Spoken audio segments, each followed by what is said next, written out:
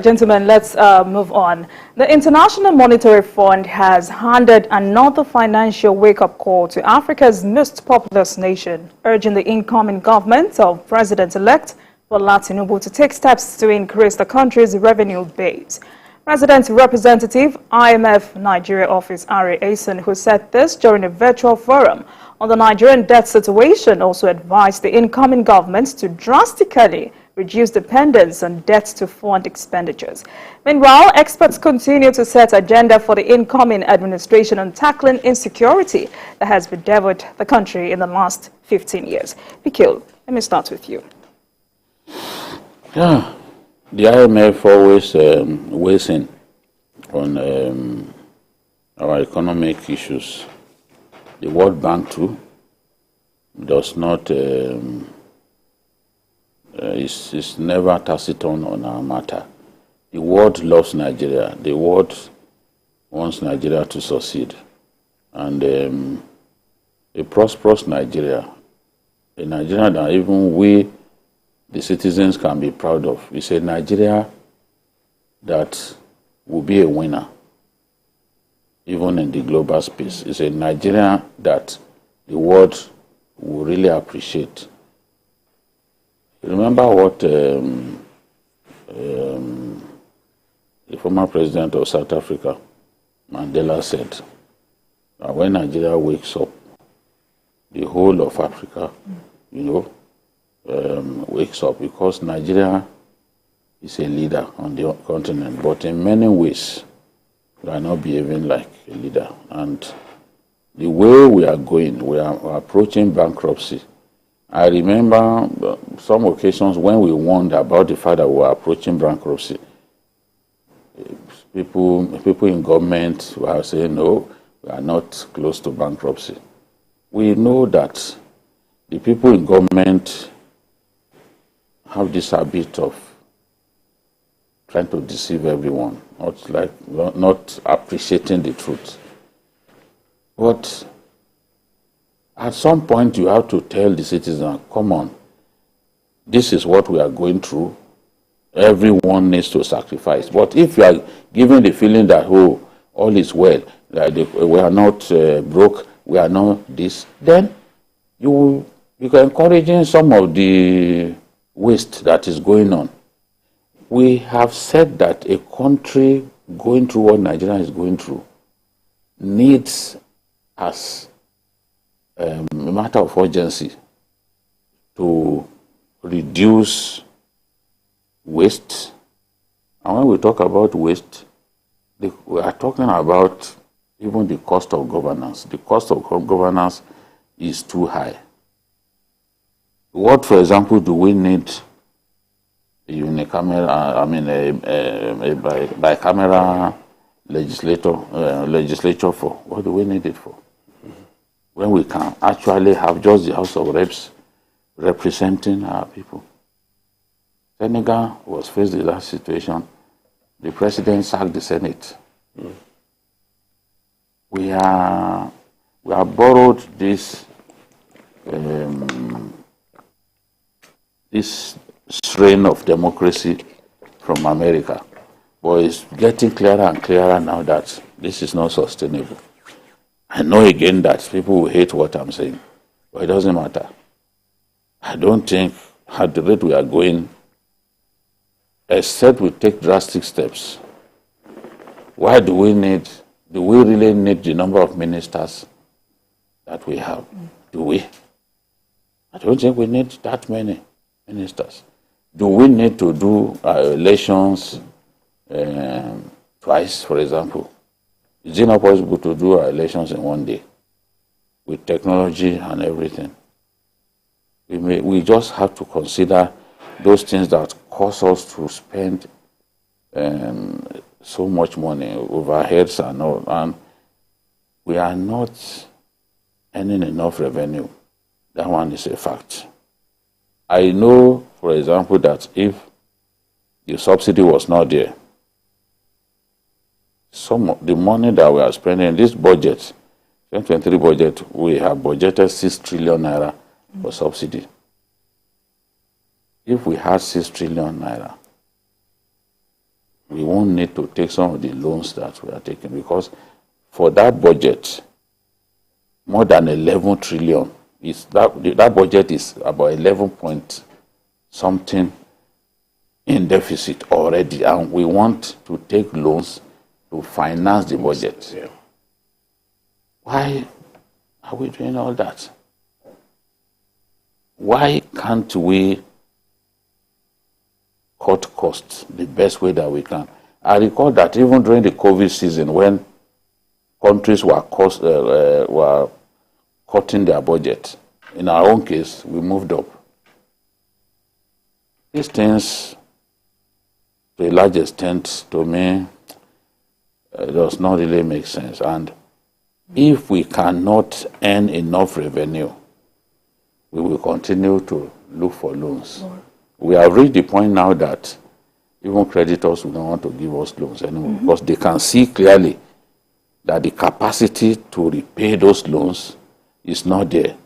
Why do I say that the capacity to repay the loans is not there? In the first quarter of last year, we spent 118% of our receipts, our revenue, on debt servicing. During that same period, South Africa, that their debt is higher than ours, they spent just 20% of their receipts. So if you did 118%, if you spent 118% of what you earned on debt servicing, then that same last year, we spent 96% of our revenue on debt servicing. The World Bank is already projecting that for the year 2023, we may be spending 100% of our revenue on debt servicing. How else do you describe that? It shows that we are in trouble. Where are you going to find the funds for infrastructure, for health, for education, and other critical sectors? If debt servicing, and when you talk about debt servicing, it's the interest, it's not the debt is not as if it's the whole debt you are paying back. It's just interest. Interest, not capital. Not the capital. That is taking away 96% of what we earned in a whole year. It's something to be worried about, and I'm not surprised that these people are already warning us. By the time you add, yes, they said, okay, 77 trillion is what we are likely to have owed by the end of this year, 77 trillion. They are saying, oh, it is not, all those debts are not for the federal government alone. It includes state debts, you know. But even at that, you look at what the federal government is spending to service debt. It is just too high. We have to, the incoming administration must earn more money. They have to, the avenues through which resources are leaking must be blocked so that we can earn more. When we earn more, we'll be able to divert some of the money we make to critical infrastructure. We won't need to be taking loans just to fix roads. What if we didn't have the Abacha loot? Yes, Abacha, we did not like the fact that he stole us blind. But from time to time, what he stole comes back to us. And he saved us. We pumped some of the money into Lagos-Ibadan Expressway. We pumped some of the money that he stole into the second Niger Bridge. You know? By the time we run out of Abacha loot, where are we going to find money? Even if we can't build roads, critical roads, and the Abuja-Kaduna-Kano highway, some of the Abacha loot went to rebuilding that road. By the time we run out of Abacha loot, where are we going to find money? So they are right in saying that the incoming administration must look for means of generating more money. Maybe that will divert our attention away from those loans. All right, so I'm happy we're having this conversation 24 hours to the inauguration of a new government. Yeah. Now, IMF is also saying Nigeria has to adjust to a global shrinking economy. Yeah. Yes, like Judy has been saying, it's important for Nigeria to really start cutting its coat according to its size. And I'm happy with what IMF said, that look, increase your IGR and match your revenue with your expenditure. Don't do what we used to call those elephant projects that is not going to lead anywhere. They start borrowing in order to service it, like Gide said, So it is important for us to understand that, because it is in an atmosphere where there is a good living, the economy is good, that the country will thrive. If you start servicing debts with all your revenue, what is going to go to development of other infrastructure in the country? And if that is affected, it definitely is going to affect the lifestyle, the living of the Nigerian people. And when you have that kind of situation, we have problem with security, because all these things we are talking about, it will affect education, it will affect hospitals, even the roads, because you're not going to be putting money into infrastructure. And that is going to be a minus for us as a country. So, and you see that there's a relationship between economic prosperity of a nation and security. I don't know whether you get that. You see, because if a nation is, in a very good state in terms of economy, there will be less insecurity. It is a situation whereby there's so much problem in terms of people are looking for, people are hungry people, That's when you start seeing a lot of things happening, stealing, all those things happening. Then that's when we have this insurgency all over, because they are idle people, they need to survive, and nobody is making use of them. And in that kind of situation, the problems will continue, because one, if you allow people in that kind of atmosphere of insecurity, the farmlands, those who are supposed to be farming will not be going to the farm, and that's going to affect the food production. And if affect the food production, there's going to so it's a cyclical problem if it's not tackled. And the bedrock of it is the economy. Once your economy is not good, it's going to affect other things, other facts of life about the country. So, this part of this, some part of this discussion about security, and that's why the government needs to be very careful about how it's going to handle the security. The Buhari administration has done a lot. In those days, we used to have Boko Haram attacking this and that. All that. In Abuja, there were times they attacked the UN building. We knew that they were attacking churches, they were attacking the police. Police. Yeah, Fortunately, this has stopped. But for us to build on it, it's important for this administration, for the Tinubu administration, to get the right person, maybe as a national security advisor. And apart from that, I also suggest that in this kind of situation, we have the National Economic Council also. We should have National Security Council too, because it's very important. It's germane to our development. Because if there's insecurity, there's going to be a problem. Nothing will move. But if as they are advising you about the economy, then there's people that should be advising you about the security situation of the country too.